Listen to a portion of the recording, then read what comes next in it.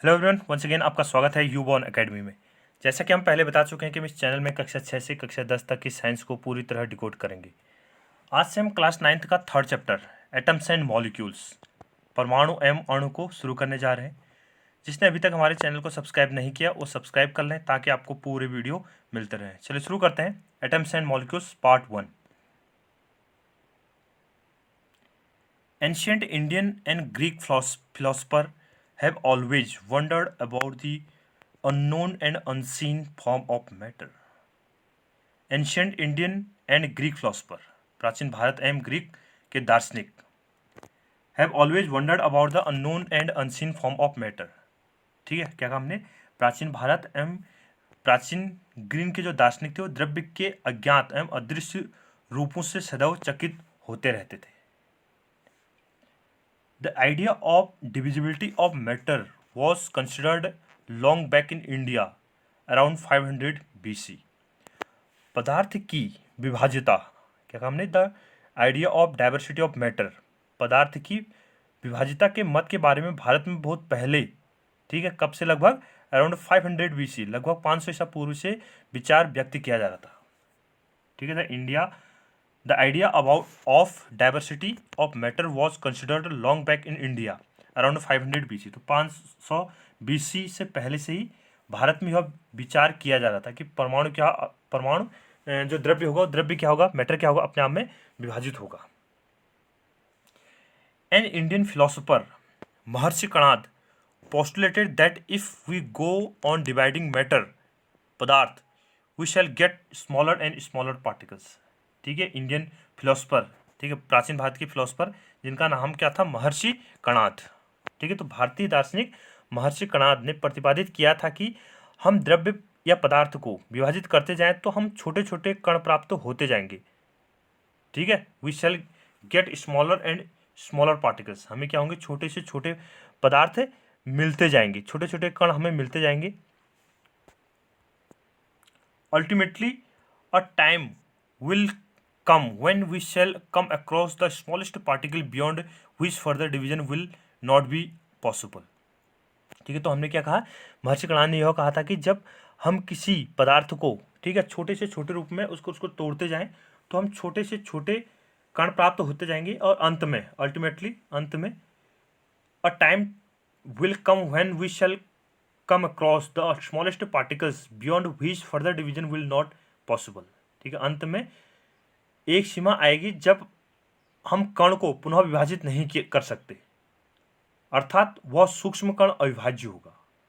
ठीक है, क्या होगा? Further division will not possible, उसके बाद उसका जो छोटे रूप में हम उसको नहीं डिवाइड सकते। ही नेम्ड दीज पार्टिकल्स परमाणु, उन्होंने इस अविभाज्य कण को परमाणु कहा था। ठीक है, जो हमने क्या कहा था? महर्षि कणाद ने यह कहा कि अगर हम पदार्थ को छोटे छोटे रूपों में, यानी मैटर को छोटे छोटे रूप में तोड़ते जाएं तो हमें एक स्टेज ऐसी मिलेगी जिसके बाद उसको उससे छोटे रूपों में नहीं तोड़ सकते, और वो सबसे छोटा रूप और सबसे सूक्ष्मतम या स्मॉलेस्ट जो पार्ट होगा उसे क्या बोलते हैं? हम परमाणु कहते हैं, एटम कहते हैं। ठीक है, परमाणु या उसे एटम कहा जाएगा। अनदर इंडियन फिलोसफर, ठीक है, भारत के एक अन्य दार्शनिक थे, पकुधा कात्यामा। क्या है इसका नाम? पकुधा कात्यामा। ये इंडियन फिलोसफर, तो दो नाम इंडियन फिलोसफर के आगे यहाँ पर, एक क्या था? महर्षि कणाद, और दूसरा क्या है? पकुधा Katyayana. elaborated this doctrine and said that these particles normally exist in a combined form which gives us various form of matter. ठीक है, जो पकुधा कात्यामा थे उन्होंने यह मत को विस्तृत किया, यह विचार दिया, या अपने दिमाग से, ठीक है, अपने रूप से समझाया तथा कहा कि ये कण सामान्यतः कंबाइंड रूप से संयुक्त रूप में पाए जाते हैं तथा जो हमें मैटर के भिन्न भिन्न रूपों को प्रदान करते हैं।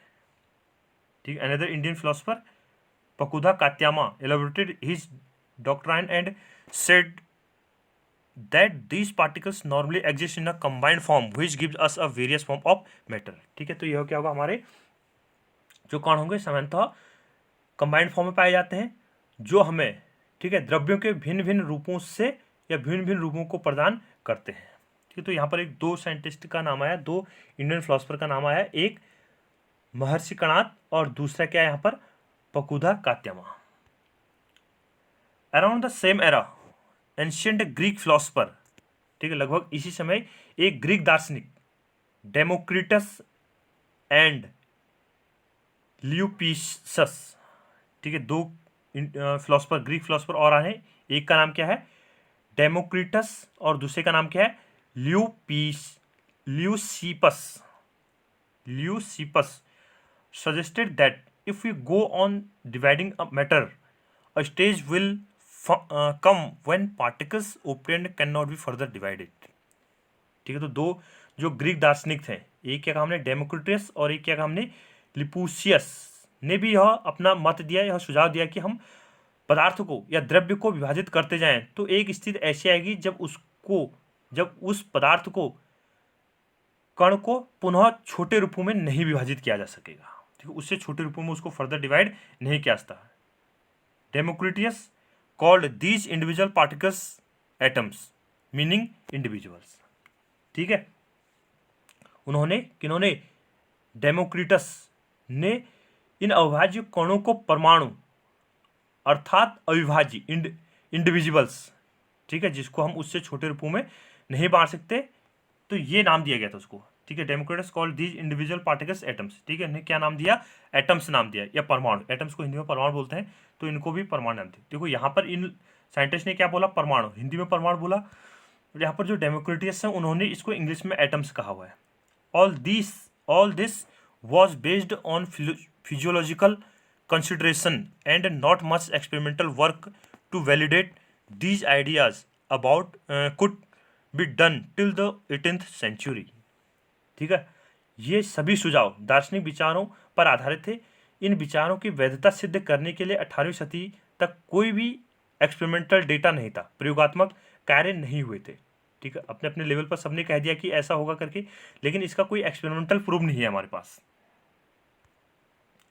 Bye the end of the 18th century scientist recognised the difference between elements and compounds and naturally becomes interested in finding out how and why elements combine and what happens when they combine by the end of the 18th century, ठीक है, 18वीं सदी के अंत तक scientist recognised the difference between elements and compounds, ठीक है, वैज्ञानिकों ने तत्व एवं यौगिकों के बीच विभेद कर दिया, ठीक है, भेद को समझ पाए थे, मतलब एलिमेंट्स जो तत्व हैं और जो कंपाउंड्स हैं उनके बीच जो अंतर है उसको पहचान गए थे।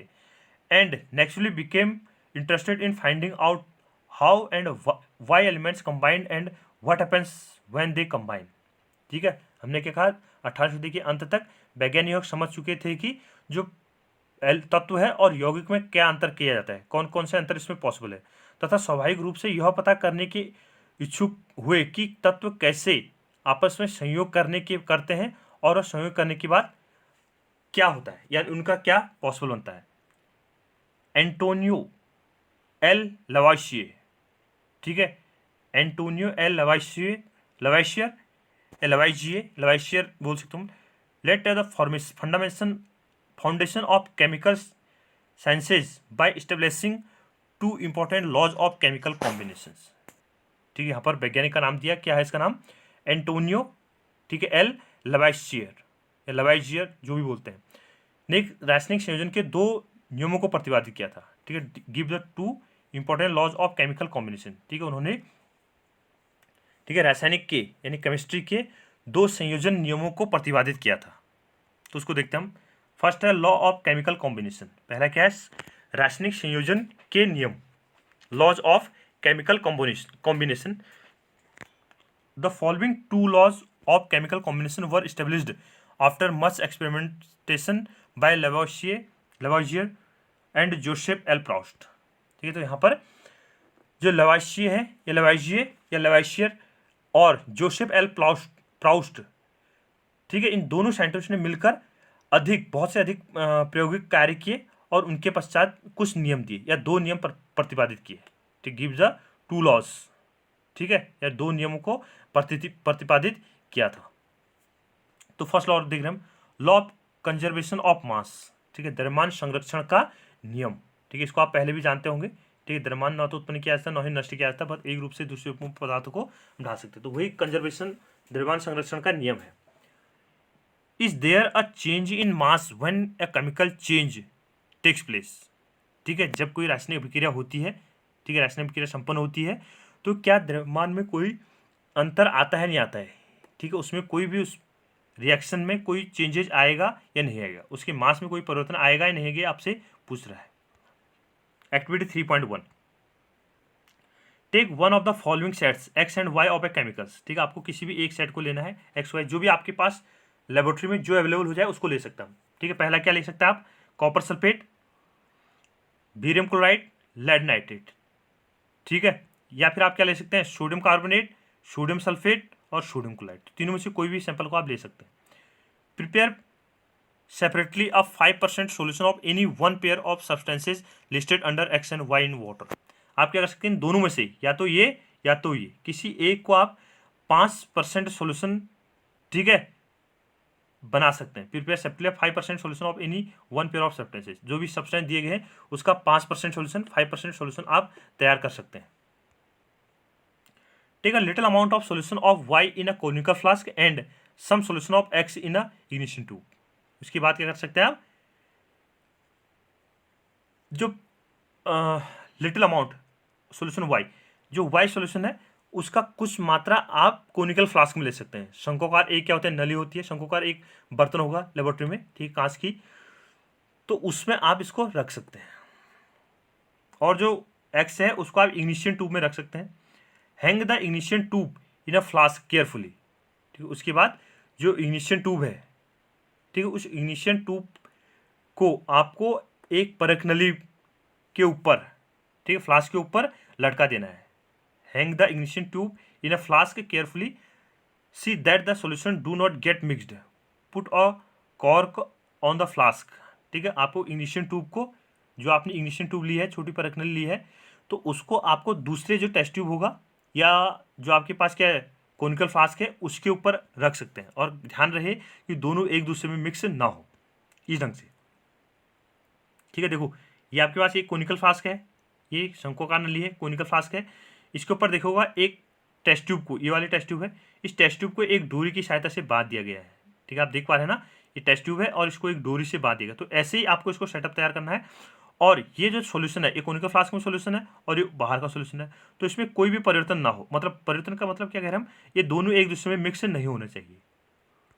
तो इस चीज़ का आपको ध्यान रखना है। Weigh the flask with its contents carefully.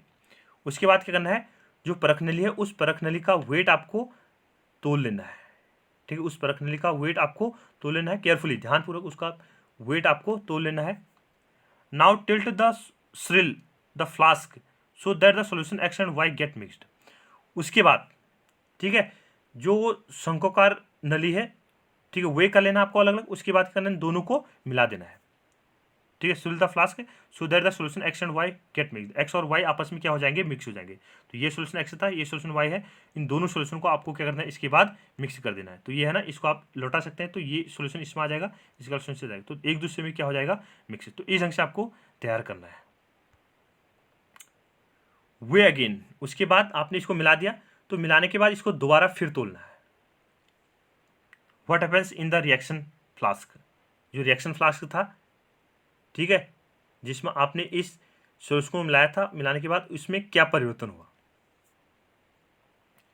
Did you think that a chemical reaction has taken place, क्या आप सोचते हैं कि दोनों में रासायनिक अभिक्रिया हुई थी। Why should we put a cork on the mouth of the flask, हमने जो फ्लास्क है उस फ्लास्क के माउथ पर कॉर्क क्यों लगाया था। ये देख पा रहे हैं ना आप, यहाँ पर रबर की कॉर्क लगी हुई है। ठीक है, तो रबर की कॉर्क यहाँ पर क्यों लगाई। Does the mass of the flask and it's contents change, क्या फ्लास्क के द्रव्यमान एवं अंतर वस्तुओं में कोई परिवर्तन हुआ या नहीं हुआ। ठीक है, तो ये आपसे क्वेश्चन अलग अलग पूछे जा रहे हैं। वो अगेन उसके तोड़ना है। What happens in the reaction flask, ठीक है, जो रिएक्शन फ्लास्क है उसमें क्या होगा, कोई रिएक्शन केमिकल रिएक्शन प्रोसीड होगी उसमें।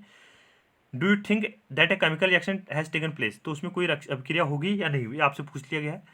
Y should we put a cork on the mouth of the flask, ठीक है, जो कॉर्क था उसको हमने जो फ्लास्क है उसके माउथ पर क्यों लगाया था। देखो क्यों लगाया, क्योंकि यहाँ पर क्या होगा, जो द्रव्यमान होगा वो उससे बाहर नहीं जाना चाहिए, क्योंकि मास क्या होगा, उसमें से कुछ रिएक्शन होगी, तो रिएक्शन में से कुछ गैसें निकलेंगी या अन्य जो पदार्थ होगा बाहर निकल जाएगा, तो उससे क्या होगा, द्रव्यमान कम हो जाएगा। तो ये आपने तब जाके उसको ऊपर से बंद किया हुआ है। Does the mass of the flask and it's content change, इसकी मास द्रव्यमान में कोई परिवर्तन आएगा नहीं आएगा, तो इसमें कोई भी परिवर्तन नहीं आएगा। Law of conservation of mass states that mass can neither be created not destroyed in a chemical reaction. ठीक है, द्रव्यमान संरक्षण के नियम के अनुसार क्या कह सकते हैं हम, द्रव्यमान को ना तो किसी रासायनिक प्रक्रिया होती है तो उसमें द्रव्यमान को न तो सृजित किया जा सकता है और न ही उसको नष्ट किया जा सकता है। द्रव्यमान को ना तो हम क्रिएट कर सकते हैं ना ही उसको डिस्ट्रॉय कर सकते हैं। तो ये क्या हमारे पास law of conservation of mass, ठीक है, द्रव्यमान संरक्षण का नियम है। मास को यानी द्रव्यमान को ना तो सृजित किया जा सकता है और न ही नष्ट किया जा सकता है। कोई भी रासायनिक अभिक्रिया हो रही है बट उसके एक रूप से दूसरे रूप में उसको ढाल सकते हैं। तो ये हमने यहाँ पर क्या देखा, law of conservation of mass, ठीक है, द्रव्यमान संरक्षण के नियम की हमने यहाँ पर जानकारी ली थी। इसके बाद जो अगला वीडियो आएगा उसमें हम लॉ ऑफ कांस्टेंट प्रोपोर्शन, ठीक है, जो हमारे पास क्या स्थिर अनुपात वाला नियम है, ठीक है, स्थिर अनुपात के नियम को हम जानकारी लेंगे। Thank you. वीडियो को लाइक कीजिए, शेयर कीजिए और सब्सक्राइब कीजिए।